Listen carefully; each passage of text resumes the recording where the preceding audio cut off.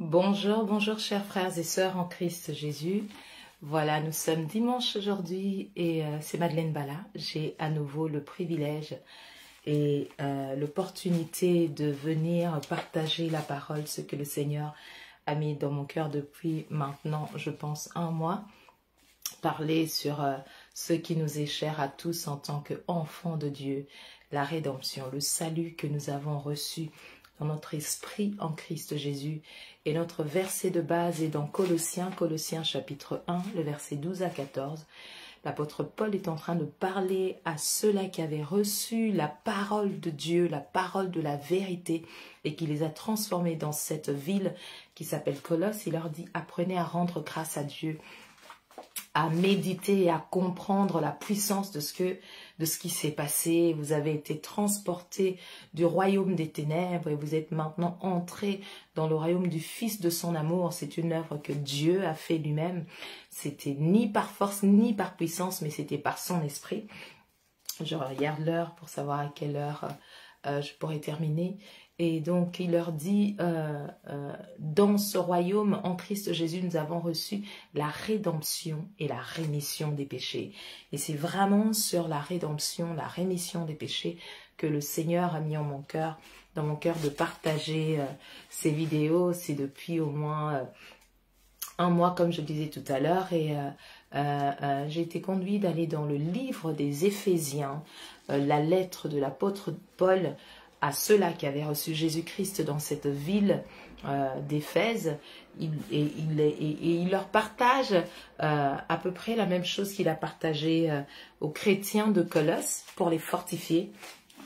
Et nous avions commencé notre étude par le chapitre 1 et nous avons fait le verset 1 à 7. Et nous avons ensuite fait un rappel quand nous avons eu notre deuxième session sur l'étude. Nous avons parlé du verset 7 à 14 et j'aimerais revenir sur le verset 7 à 14 pour ne pas reprendre depuis le début. Je vous invite vivement, n'hésitez pas à aller sur notre site, sur notre chaîne YouTube, YouTube Things Above, qui veut dire les choses d'en haut. Et vous tapez Things Above ou bien vous tapez Madeleine Bala, vous allez tomber sur la chaîne YouTube et vous retrouverez toutes les vidéos qui ont pu être réalisées jusqu'alors. Et j'aimerais reprendre à partir du verset 7 et l'apôtre Paul est en train d'ouvrir les yeux de l'esprit à ces chrétiens d'Éphèse. Il dit il ne vous suffit pas de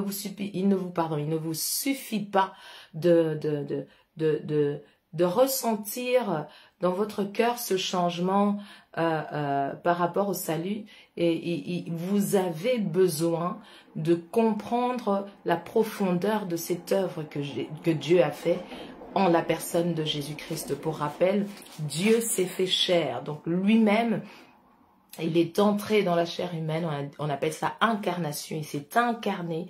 Et ça a été un processus qui a été réfléchi avant la fondation du monde. Dieu ne s'est pas comme ça réveillé après la désobéissance d'Adam à son instruction et s'est dit, oh, qu'est-ce que je pourrais faire pour sauver ces personnes que j'aime beaucoup. L'agneau de Dieu, la parole de Dieu nous dit que l'agneau de Dieu a été immolé avant la fondation du monde.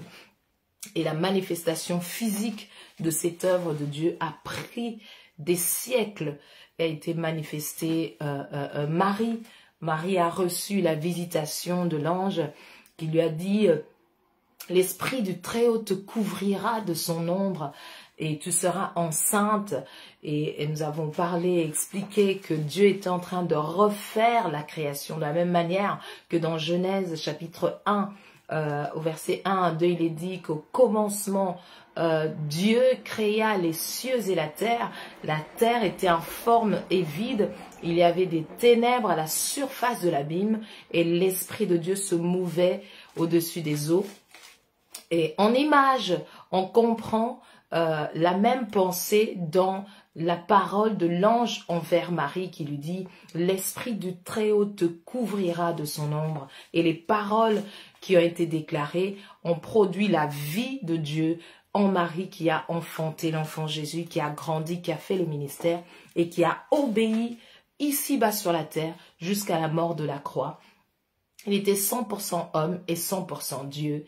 C'est pour cela qu'il a pu nous racheter et nous sortir de la mort. C'est une réflexion dans l'intelligence humaine qui semble absurde, qui est totalement illogique, parce qu'on dirait, bon, bah, c'est un être humain qui a vécu à une époque, quel rapport j'ai avec lui aujourd'hui? Effectivement, ce n'est pas un acte à regarder avec les yeux physiques.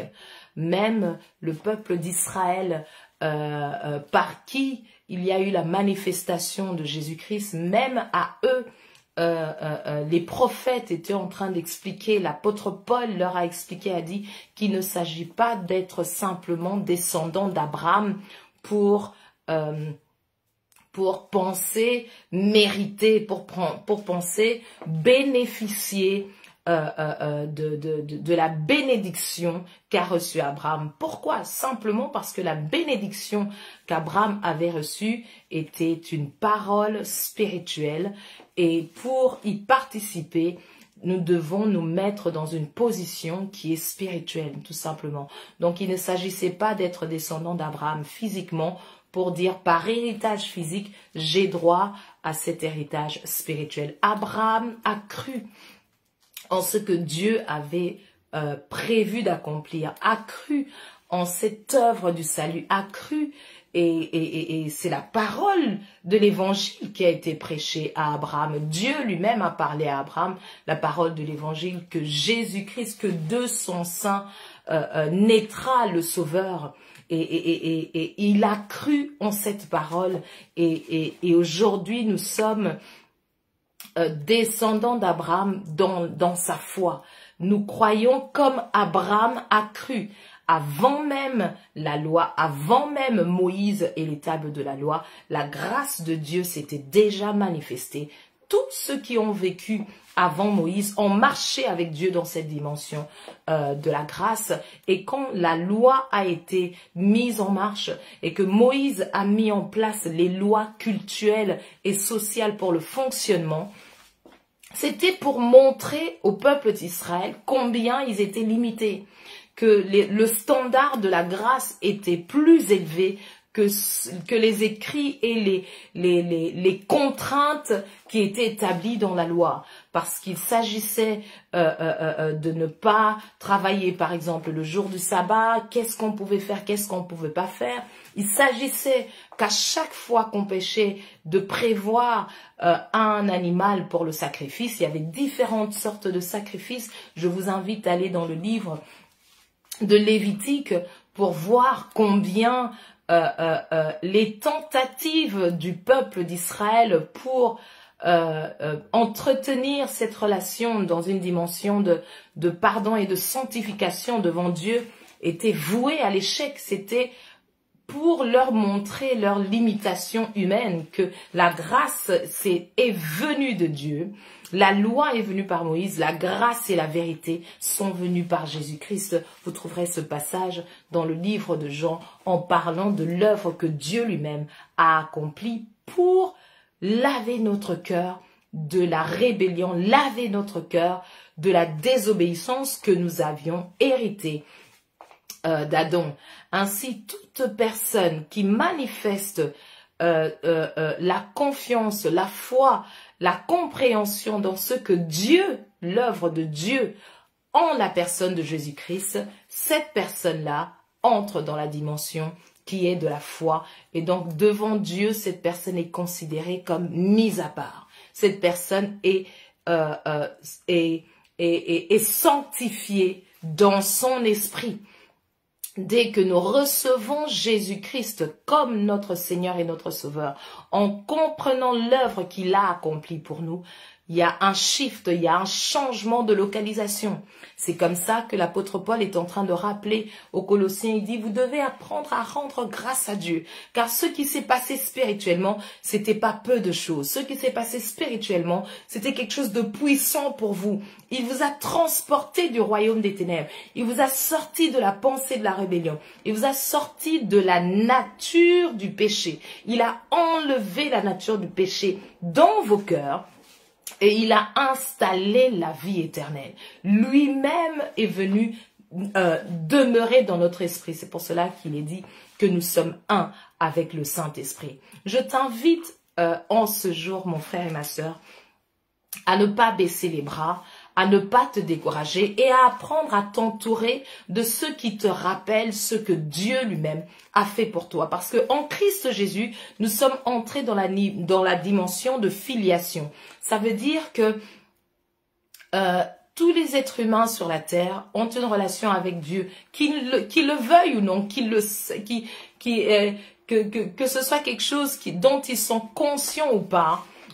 Ils ont tous une relation de créature au Créateur, parce que c'est Dieu qui a créé tout ce qui est visible et ce qui est invisible. Mais nous entrons dans une relation de filiation avec Dieu quand nous acceptons Jésus-Christ comme Seigneur et Sauveur. Nous acceptons l'œuvre que Dieu lui-même avait fait pour nous. J'aimerais relire ce que nous avions partagé la fois dernière dans Éphésiens chapitre 1, nous sommes au chapitre 1, le verset 7 au verset 14, il est dit « En lui nous avons la rédemption par son sang, la rémission des péchés selon la richesse de sa grâce. » Et nous avions expliqué que le travail du sang de Jésus a été versé à l'époque physiquement. La portée de la chose, c'était spirituel. L'œuvre que le Seigneur a fait pour nous est une œuvre spirituelle.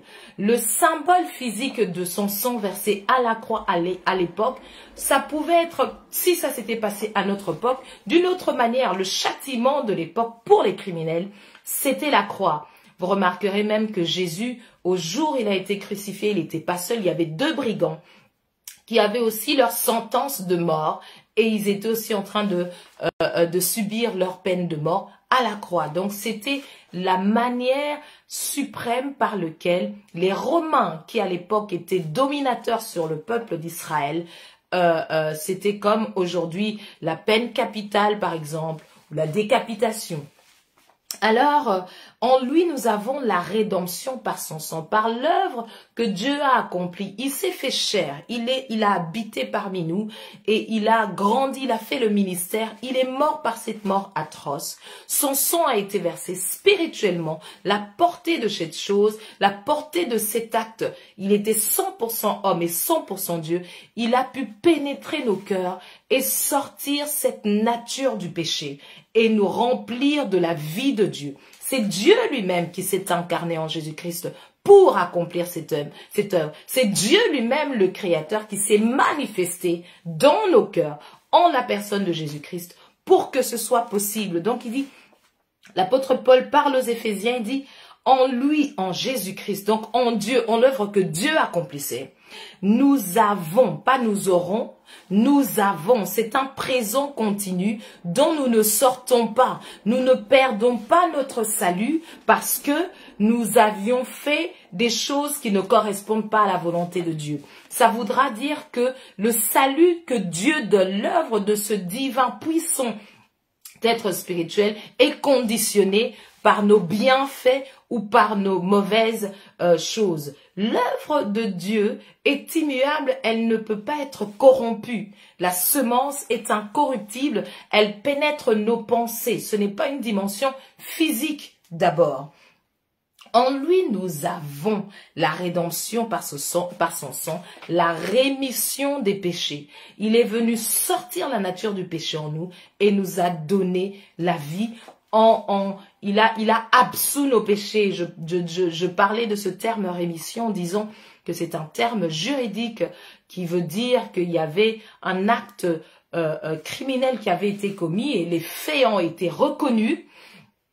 Et on décide de ne pas considérer cette circonstance parce qu'il y a d'autres éléments qui parlent en la faveur de la personne qui est accusée. Et donc ici, Jésus-Christ, l'œuvre de Dieu, parlait en notre faveur par rapport à tout cette nature de péché, à tous les actes de péché qui allaient avec cette nature de péché. Là, il y a eu rémission des péchés grâce à la rédemption, grâce au rachat, grâce à la sanctification de nos cœurs par la parole de la vérité, la parole de la vie, cette œuvre puissante qui s'est manifestée dans nos cœurs.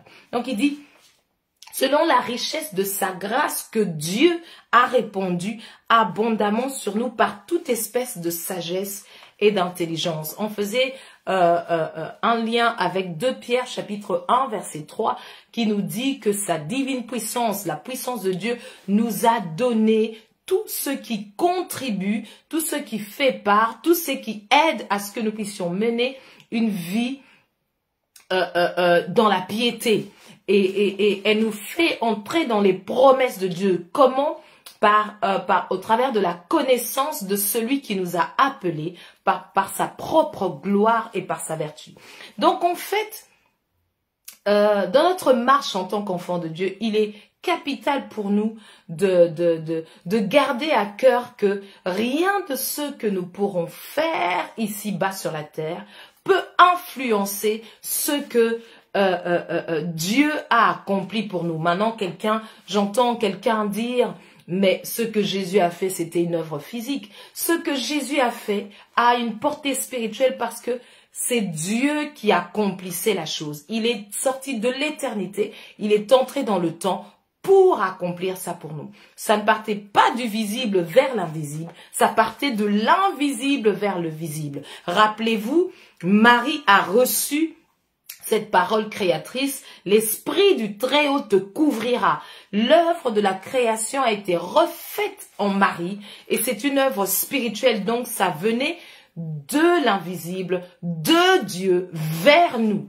Et en cette dimension, ça ne pouvait pas être corrompu par les choses que nous pouvons faire. Donc la grâce de Dieu est supérieure à nos actes ou à nos non-actes, si je dois créer un mot. Que nous puissions faire quelque chose, que nous puissions pas faire quelque chose.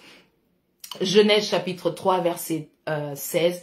Car Dieu a tant aimé le monde, Dieu nous a tant aimé qu'il a donné son fils Jésus. Un parent, si vous êtes parent, vous n'aimez pas votre enfant parce qu'il fait des bonnes actions. Nous aimons nos enfants parce ils font partie de nous.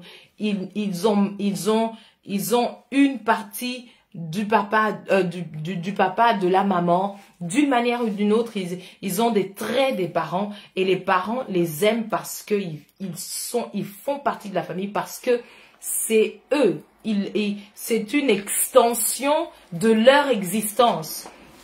Et il ne faut pas demander à nos enfants de faire quelque chose pour confirmer cette filiation-là. Ma fille, mes 2 filles je ne vais pas les envoyer à faire quoi que ce soit pour qu'elles puissent confirmer qu'elles sont mes enfants.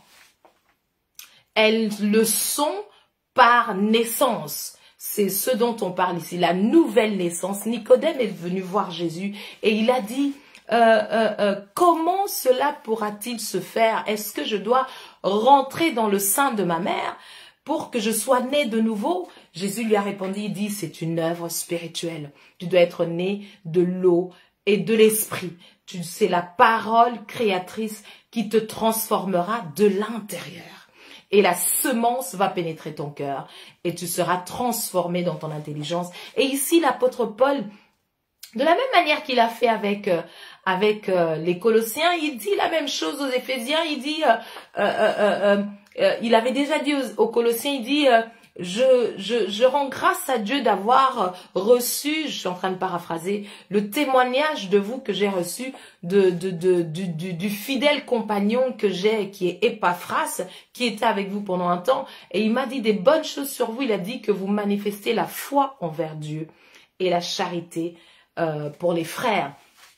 L'apôtre Paul leur dit, ça prouve que vous avez réellement reçu l'évangile, parce que il n'y a que ceux qui ont reçu l'évangile qui peuvent manifester ce que vous manifestez. Et donc, avec les échos de ce que j'ai eu, ça prouve réellement que c'est la grâce de Dieu que vous avez reçue. Et l'évangile de Dieu n'a pas besoin qu'on lui fasse la pub. Elle se fait la pub d'elle-même dans la vie d'un être humain. Et donc l'apôtre Paul est en train de dire que la grâce que nous avons reçue, cette grâce parle dans nos vies. Cette grâce se dégage dans nos vies. Nous avons un parfum qui est répandu. Partout là où nous sommes, partout là où nous allons, ce parfum-là se répand. On continue ? Il dit Dieu, nous faisons connaître le mystère de sa volonté, selon le bienveillant dessein qu'il avait formé en lui-même pour le mettre à exécution lorsque les temps seraient accomplis, de réunir toutes choses en Christ, celles qui sont dans les cieux et celles qui sont sur la terre. Verset 11. En lui, nous aussi devenus héritiers, ayant été prédestinés suivant la résolution de celui qui opère toutes choses d'après le conseil de sa volonté. Donc il explique, ce que nous avons reçu n'a pas débarqué comme ça, c'était un travail qui était prévu depuis l'éternité. Excusez-moi, je prends un mouchoir. C'était quelque chose qui était prévu depuis l'éternité et c'est par des multiples capacités de compréhension, d'intelligence et de sagesse que Dieu a répandu sa connaissance dans nos cœurs. Donc, nous avons la capacité d'entendre Dieu et de comprendre Dieu. Chacun d'entre nous a la capacité, dans sa relation avec Dieu, de comprendre ce que Dieu l'appelle à faire après avoir reçu Jésus-Christ comme Seigneur et Sauveur. Il dit, en lui, verset 11, nous aussi, devenus héritiers, ayant été prédestinés suivant la résolution de celui qui opère toutes choses d'après le conseil de sa volonté. Verset 12. Afin que nous servions à la louange de sa gloire, nous qui d'avance avons espéré en Christ, en lui vous aussi, après avoir entendu la parole de la vérité, l'évangile de votre salut, en lui vous avez cru et vous avez été scellés du Saint-Esprit qui avait été promis, lequel est un gage de notre héritage pour la rédemption de ceux que Dieu s'est acquis à la louange de sa gloire. Il explique que nous savons aujourd'hui que nous faisons partie de la famille de Dieu par la puissance du Saint-Esprit qui habite en nous et qui agit dans nos cœurs. La présence de l'Esprit de Dieu que nous avons reçue quand nous acceptons Jésus-Christ comme Seigneur et Sauveur, nous guide, nous montre la voie, nous explique comment fonctionner, comment marcher. Il dit, après avoir entendu la parole de la vérité, vous avez cru et vous avez été scellés du Saint-Esprit. Ça confirme encore, ça rappelle à nouveau que ça ne dépend pas de nos actes, ça ne dépend pas de nos bienfaits ou de nos mauvaises actions. C'est Dieu qui a fait ça. C'est Dieu qui a fait ça. Que quelqu'un répète avec moi. C'est Dieu qui a fait ça et nous adhérons à ce que Dieu a fait. On arrive au passage que nous voudrions partager aujourd'hui de 15 à 23. Alors il dit, c'est pourquoi moi aussi, c'est l'apôtre Paul qui leur parle, il dit, c'est pourquoi moi aussi, ayant entendu parler de votre foi au Seigneur Jésus et de votre charité pour tous les saints, je ne cesse de rendre grâce pour vous, faisant mention de vous dans mes prières. Il leur explique, il dit, ok, j'ai entendu parler de vous, vous avez effectivement reçu l'évangile, l'œuvre que vous avez reçue, je vous explique, c'est pas une petite chose, c'est Dieu lui-même qui l'a accompli. Donc sachez que vous n'êtes pas des petites personnes, comme on dirait, vous avez du prix aux yeux de Dieu, parce que la semence, le travail qu'il a fait, c'est un travail divin, c'est lui-même qui l'a accompli. Il dit, ok, maintenant que j'ai entendu cette bonne nouvelle à votre sujet, je suis en train de faire une prière, je suis en train d'intercéder pour nous, pour vous, et je prie ceci, il dit, je ne cesse de rendre grâce pour vous, faisant mention de vous dans mes prières, verset 17, afin que le Dieu de notre Seigneur Jésus-Christ, le Père de gloire, vous donne un esprit de sagesse et de révélation dans sa connaissance. Ça nous rappelle 2 Pierre chapitre 1 verset 3. Nous avons désormais, après avoir reçu Jésus-Christ, le devoir de développer notre communion, de développer notre méditation, de développer cette relation que nous avons avec Dieu dans sa connaissance, connaître celui qui nous a appelés dans sa gloire et dans sa vertu. Nous apprenons les manières du nouveau royaume dans lequel nous avons été, transféré en Christ, il y a un fonctionnement, et nous en parlions la fois dernière, fonctionnement basé sur l'amour de Dieu et rien d'autre. Et donc nous devons apprendre à notre mentalité à fonctionner autrement. Romains chapitre 12 verset 1 à 2 qui nous dit: offrez vos corps comme un sacrifice vivant, saint et agréable à Dieu, ce qui sera de votre part un culte raisonnable. Donc vos corps doivent être un sacrifice vivant, mis à part. Votre foi va plaire à Dieu. Ce sera de votre part un culte raisonnable. Donc vous ferez, vous entretiendrez de la sorte, de manière correcte, votre relation avec Dieu. Et au verset 2, il dit, ne vous conformez pas. Comment est-ce que vous pourrez faire ça? Vous devez méditer. Vous devez rééduquer vos pensées. Rappeler à vos pensées que désormais, vous appartenez à la nouvelle famille de Christ. Nous avions vu dans 2 Thessaloniciens chapitre 5 au verset 23, si je ne m'abuse, qui dit... l'apôtre Paul est en train de prier pour ces chrétiens dans la ville de Thessalonique, qui dit que votre être tout entier soit gardé irrépréhensible jusqu'à l'avènement de notre Seigneur Jésus-Christ, que votre esprit, âme et corps. Il leur apprend qu'ils sont tripartites, que nous sommes esprit, parce que nous ressemblons à Dieu et Dieu est esprit. Nous possédons une âme, la faculté de réfléchir, à raisonner, le siège des émotions et des pensées, et nous vivons dans une enveloppe physique qui a la résidence ici-bas sur la terre.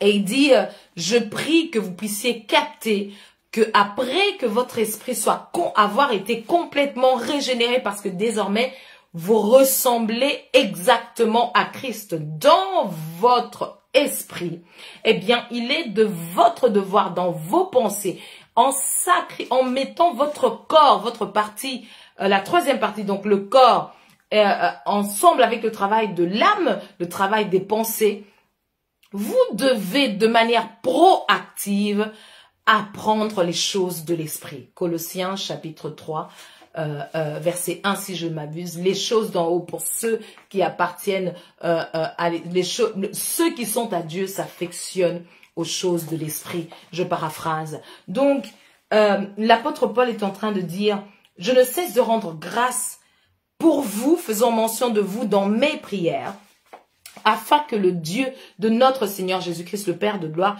vous donne un esprit de sagesse et de révélation, pardon, j'avais une notification, dans sa connaissance. Donc, cette connaissance a une dimension de révélation qui vous apporte la sagesse. La connaissance de Dieu au travers de sa parole, au travers de ses recommandations, avec ceux-là qui ont marché avec lui et le témoignage de l'esprit dans nos cœurs, quand nous sommes en train de méditer, dit, ça ouvre les yeux de l'homme intérieur et nous pouvons voir, nous pouvons comprendre, capter ce à quoi Dieu nous appelle en esprit. Et il dit, et cela va vous introduire dans l'esprit de sagesse. Donc, l'esprit de sagesse, qui est la sagesse divine que nous recevons, a une dimension de révélation, vient de la révélation que nous avons dans la connaissance de Dieu. La connaissance de Dieu contient la révélation et cette révélation nous donne la sagesse pour marcher au quotidien. Verset 18. Et qu'il illumine les yeux de votre cœur, votre pensée, votre siège de raisonnement, votre réflexion, qu'il illumine les yeux de votre cœur pour que vous sachiez, pour que vous puissiez comprendre, puissiez discerner clairement et sachiez décider quelle est l'espérance qui s'attache à son appel, quelle est la richesse de la gloire de son héritage qu'il réserve aux saints. Et quel est, verset 19, envers nous qui croyons l'infinie grandeur de sa puissance, se manifestant avec efficacité par la vertu de sa force. Ce passage contient beaucoup de mots de français. On va essayer de les break down, comme on dit en anglais, de les prendre morceau par morceau. L'apôtre Paul est en train de prier pour eux, pour ces chrétiens à Éphèse. Il dit, ok, vous avez reçu la vie de Dieu, maintenant vous devez grandir. maintenant vous devez vous affermir. Maintenant vous devez méditer. Maintenant vous devez manger la parole, prier, prendre le temps de parler au Saint-Esprit pour comprendre ces choses. Parce que il y a plus que la simple appartenance à cette famille de Dieu.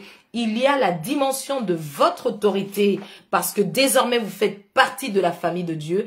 Il y a la dimension de cette autorité dont vous avez besoin de comprendre la révélation, dont vous avez besoin de développer la connaissance. Et dans cette connaissance, il y aura la révélation qui vous apportera la sagesse divine de cette connaissance, qui est notre filiation, qui est notre autorité que nous avons en tant qu'enfants de Dieu. Vous entrez dans une maison, on vous dit, vous êtes adopté dans cette maison. Et dans cette maison, on vous dit, ceci vous appartient. Vous avez le droit de faire ceci et cela et le devoir de faire ceci et cela. Il faudrait comprendre la portée des responsabilités pour bien les mettre en place, pour bien les mettre en marche, pour bien les appliquer. Quand nous ne comprenons pas, c'est alors que nous faisons des erreurs et des bêtises des fois. Donc il dit, je prie que le Saint-Esprit puisse illuminer les yeux de votre être intérieur, de votre cœur, pour que vous puissiez sachiez, que vous puissiez comprendre quelle est l'espérance qui s'attache à son appel. Le fait que Dieu nous ait appelés à sa propre gloire, nous ait appelés à sa vertu, il y a une espérance qui est intérieure à cela. Quelle est la richesse de la gloire? Sa gloire est riche de son héritage. Donc, il nous a donné un héritage et cet héritage, c'est le Saint-Esprit. Souvenez-vous, verset 13 qui dit, en lui vous aussi, après avoir entendu la parole de la vérité, l'évangile de votre salut, en lui vous avez cru et vous avez été scellés du Saint-Esprit qui avait été promis.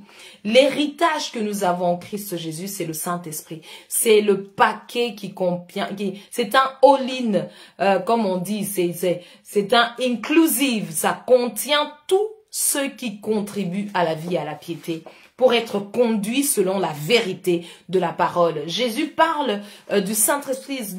Il dit à ses disciples à l'époque, il dit, il vous est avantageux que moi, je m'en aille. Si je ne m'en vais pas, le Saint-Esprit ne viendra pas. Il vous est avantageux que je m'en aille, car quand il viendra pour vous conduire dans toute la vérité. Il vous annoncera pas ce qui le concerne lui, mais il parlera de moi. Il vous conduira dans toute la vérité. Donc l'héritage, la richesse de la gloire de Dieu, de son héritage. Quelle est la richesse de la gloire de son héritage qu'il réserve à ceux qui ont été mis à part, qu'il réserve aux saints, qu'il réserve à ceux qu'il a appelés en Christ Jésus et qui désormais l'ont accepté comme Seigneur et Sauveur et qui sont en Christ Jésus. Il explique, il dit, cet héritage, il a manifesté, et verset 19, il dit, cet héritage, il voudrait que les enfants de Dieu puissent comprendre, il dit verset 9, et quelle est envers nous qui croyons l'infinie grandeur de sa puissance, se manifestant avec efficacité par la vertu de sa force. Parce que nous avons souvent tendance à nous minimiser, à oublier notre identité, parce que l'ennemi vient mettre des pensées dans nos cœurs et nous dire tu n'es rien, tu ne vaux rien, d'ailleurs hier tu avais péché, Dieu ne te considère plus, des pensées de condamnation. Il n'y a plus maintenant aucune condamnation pour ceux qui sont en Jésus-Christ, pour ceux qui sont entrés dans la grâce de Dieu, pour ceux qui ont cru en l'œuvre rédemptrice de Dieu lui-même envers l'humanité. Le diable ne peut plus nous condamner. Nous vivons désormais dans la mentalité de fils. Nous faisons les choses de manière responsable. Je ne marche plus dans l'offense. Je ne marche plus pour faire des actes de péché parce que cette nature-là, je ne l'ai plus. Je suis désormais fils dans la maison. J'ai la vie éternelle. Et ceux qui appartiennent à Dieu, leur désir n'est plus d'aller faire ce qui est contraire à Dieu. Ils ont la nature de Dieu, la semence incorruptible. Les désirs de celui qui a reçu Jésus-Christ, c'est de manifester la vie de Dieu, de manifester Dieu devant les hommes. Il dit, il l'a déployé, et qu'elle est envers nous qui croyons, donc qui avons mis notre foi en ça. quelle est l'infinie grandeur de sa puissance se manifestant avec efficacité par la vertu de la force. Il est en train de rappeler l'œuvre de la croix. Verset 20. Justement, il l'a déployé en Christ.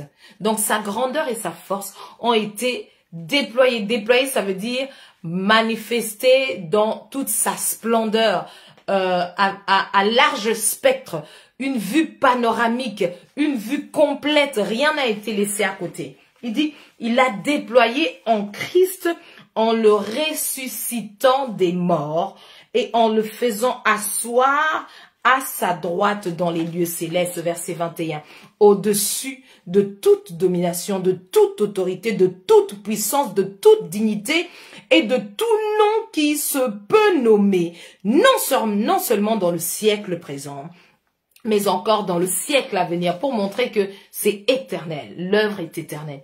Verset 22, il a tout mis sous ses pieds, il a tout mis sous ses pieds et il l'a donné pour chef suprême à l'église, verset 23, qui est son corps, la plénitude de celui qui remplit tout en tous.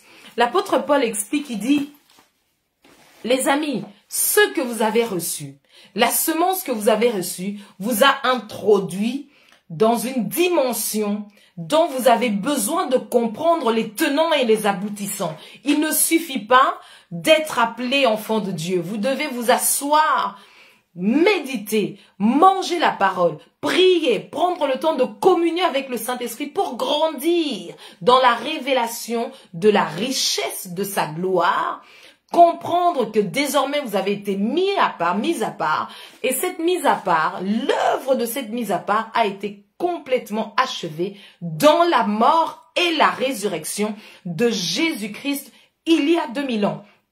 Et aujourd'hui, nous qui n'avons pas vécu à cette époque, nous croyons que ça compte pour nous parce que c'est spirituel. J'y mets ma foi, j'y mets mon appartenance spirituelle. Je choisis la seigneurie de Jésus-Christ. Et en choisissant la seigneurie de Jésus-Christ, j'entre dans le royaume de Dieu. Dans le royaume de Dieu, je suis en Jésus-Christ et Jésus-Christ a été mis au-dessus. Dans son obéissance ici-bas sur la terre, envers Dieu, son obéissance lui a été récompensée. Ça veut dire qu'il a été introduit dans une dimension d'autorité qui dépasse tout ce qui pourrait nous faire peur. Aujourd'hui, je vais bientôt m'arrêter. Et il est dit que Jésus-Christ est au-dessus de toute autorité, toute domination, toute dignité, tout nom qui peut tout ce qui peut porter un nom. Jésus est au-dessus. Et nous sommes en Jésus-Christ. Nous sommes dans le royaume de Jésus-Christ. Nous sommes gardés en Christ Jésus. Donc, il faut que quand nous méditons, quand nous prions, quand nous communions, au quotidien, nous puissions garder cette conscience de là où nous sommes, d'où est-ce que nous opérons. Et ça va entretenir notre foi au quotidien et ça va nous instruire à comment le partager et à comment le témoigner aux autres. C'est cela le but de Dieu. C'est un maillon, c'est une chaîne. Nous sommes guéris, nous sommes transformés, nous comprenons, nous grandissons et alors nous pouvons prendre la responsabilité d'aller aussi prêcher l'évangile, d'aller aussi parler à quelqu'un de la puissance de cet amour et que cette personne comprenne également, vienne et qu'à son tour, après avoir grandi dans la révélation de la puissance de Dieu, de la puissance de son amour pour nous, il puisse aussi être une source de bénédiction pour quelqu'un d'autre. Et donc ce passage de 15 à 23, l'apôtre Paul est en train de faire une peinture vivante, il est en train de dessiner les lignes. Il dit ce que Dieu a accompli dans la mort et dans la résurrection de Jésus-Christ pour nous. Vu que nous avons dit oui à la seigneurie de Jésus-Christ, voici ce à quoi nous bénéficions, ce dont nous avons part en entrant en Christ Jésus. J'aimerais que nous puissions méditer sur cette pensée en ce dimanche et pour tout le reste de la semaine. Nous en sommes à notre 4e semaine sur cette pensée de la rédemption, sur cette pensée de la puissance de l'amour de Dieu pour nous qui s'est manifesté dans la mort et dans la résurrection de Jésus-Christ. Rien ne peut plus nous condamner. Et nous sommes introduits tout doucement dans cette dimension de responsabilité que nous apprenons à comprendre et dans lequel nous communions avec Dieu. Quelqu'un dira, ok, je ne suis plus condamné, alors je peux pécher comme je veux. Ça veut dire qu'il y a besoin encore de méditer pour comprendre bien l'œuvre du salut. Dieu n'est pas venu nous donner une permission perpétuelle pour pécher n'importe comment ici-bas sur la terre. Ce ne serait pas logique et ce serait pas divin. L'œuvre de Dieu pour nous sortir du péché n'était pas pour qu'il nous donne une position, excusez-moi, il y a mes enfants qui m'appellent, n'était pas pour nous donner une position qui nous mettrait à nouveau à pécher comme avant. Voilà ce que j'avais à nous dire aujourd'hui. Je vais m'arrêter là parce que la famille m'appelle. Demeurez bénis. La parole d'aujourd'hui va porter un fruit de la repentance et de la justice dans le nom puissant de Jésus-Christ. Bye bye.